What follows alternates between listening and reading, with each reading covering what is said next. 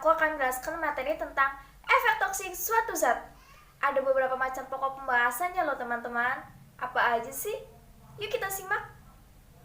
Sebelum kita mengetahui pokok pembahasan dari materi kali ini, kita perlu tahu nih, efek toksik ini sangat bervariasi dalam sifat, organ sasaran maupun mekanisme kerjanya.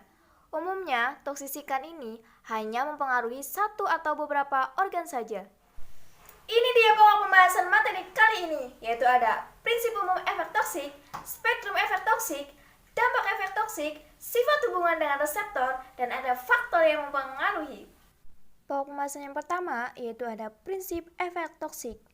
Semua efek toksik terjadi karena interaksi biokimiawi antara toksikan dengan struktur reseptor tertentu di dalam tubuh. Ya, ada dampak efek toksik. Dampak efek toksik ini yang pertama ada fibrosis, adalah pertumbuhan jaringan ikat dalam jumlah yang berlebihan. Kedua, granuloma, yaitu benjolan akibat proses peradangan menaun. Ketiga, ada demam, yaitu meningkatnya temperatur tubuh. Yang keempat, ada aspiksia, yaitu keadaan di mana darah dan jaringan kekurangan oksigen. Yang kelima, ada alergi. Alergi adalah reaksi berlebih terhadap materi tertentu. Yang keenam, kanker, yaitu pertumbuhan sel yang tak terkendali. Yang ketujuh, mutasi, yaitu perubahan susunan dan jumlah gen. Yang ke-8 ada teratogen atau kecacatan. Yang ke-9 ada sistemik, yaitu racun yang menyerang hampir ke seluruh organ tubuh. Selanjutnya, sifat hubungan dosis reseptor. Reseptor berfungsi sebagai tempat sistem biologi yang dapat mengenali berbagai zat yang mempunyai sifat kimia khusus dan setelah berikatan dengan senyawa tertentu, memulai efek biologi tertentu. Konsep reseptor sangat berguna dalam meningkatkan pengertian mengenai efek biokimia, fisiologi, dan farmakologi tertentu, serta berguna untuk pembuatan obat baru. Selanjutnya ada faktor yang mempengaruhi efek toksik, yaitu yang pertama faktor manusia berupa umur. Toksisikan tertentu lebih banyak diserap oleh makhluk muda daripada makhluk dewasa. Kemudian ada status gizi dan ada penyakit.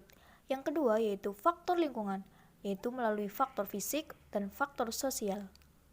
Ada review jurnal, yaitu dengan judul Efek Toksik Formalin Terhadap Gangguan Fungsi Hepar, yaitu dengan penulis Afiana Rohmani, Sri Latiani Jamil, Ayu Rinwita Indah dari Fakultas Kedokteran Universitas Muhammadiyah Semarang. Formalin merupakan salah satu xenobiotik yang sekarang ini banyak ditemukan dalam industri makanan sebagai pengawet.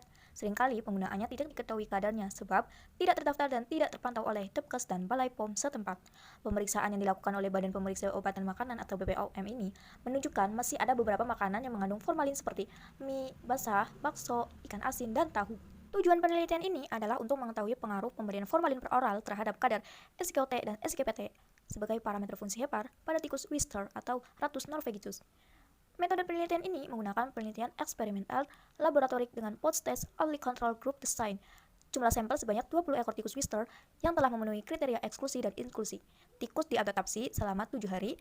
Pada hari ke-8, tikus Wistar dibagi secara simple random sampling menjadi 2 kelompok. Kelompok kontrol diberi placebo per oral. Kelompok perlakuan diberi formalin per oral 0,1 mili per kilogram BB per hari. Setelah 2 minggu, semua sampel penelitian dilakukan pemeriksaan kadar SGOT dan SGPT.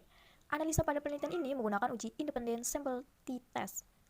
Hasil pengujian hasil bahwa nilai P kurang dari 0,05 yang berarti di distribusi data normal. Distribusi data ini normal, maka akan dilakukan pengujian independen sample t-test. Proses selanjutnya yaitu memilih uji yang akan digunakan dengan melihat pengujian homogenitas varians data melalui uji Levin. Pada uji Levin dinilai P sama dengan 0,00. Nilai P kurang dari 0,05 yang memiliki arti varian pada kedua kelompok yang sama. Analisis independen sample t-test kadar SGOT dan SGPT kelompok kontrol atau placebo dan kelompok formalin diperoleh nilai P sama dengan 0,00. Nilai P kurang dari 0,005 dapat diartikan ada peningkatan kadar SGOT dan SGPT hepar tikus putih atau Ratus norvegicus kalur Wistar pada pemberian formalin per oral. Hipotesis tersebut sesuai dengan penelitian Alfon pada tahun 2010 pada paparan ikan berformalin yang diberikan secara per oral selama 62 hari dengan dosis 0,2 ppm. Itu menyatakan bahwa sifat formalin akan langsung mengikat struktur DNA dan protein dari hepar selama 18,3 sampai 26,3 jam melalui pengukuran secara in vitro. Struktur DNA dan protein yang terikat oleh formalin akan mengalami kerusakan. Kerusakan akan mengakibatkan terbukanya kanal mitokondria sehingga akan memicu keluarnya protein sitokrom yang dapat mengakibatkan aktifnya cascade. Proses apoptosis yang terjadi akan mengakibatkan hipoksia jaringan sehingga dapat menimbulkan kerusakan pada sel-sel hepar. Kerusakan tersebut mengakibatkan bengkaknya inti dan sitoplasma sel-sel hepar sehingga menyebabkan keluarnya semua isi sel ke bagian ekstraseluler dari sel. Hal tersebut meningkatkan kadar SGOT dan SGPT pada senyawa tunggal maupun campuran. Kesimpulan dari penelitian ini yaitu formalin per oral menyebabkan terjadinya peningkatan kadar SGOT dan SGPT tikus Wistar. Sekian video dari aku kali ini. tentang materi efek toksis suatu zat. Terima kasih yang sudah menonton.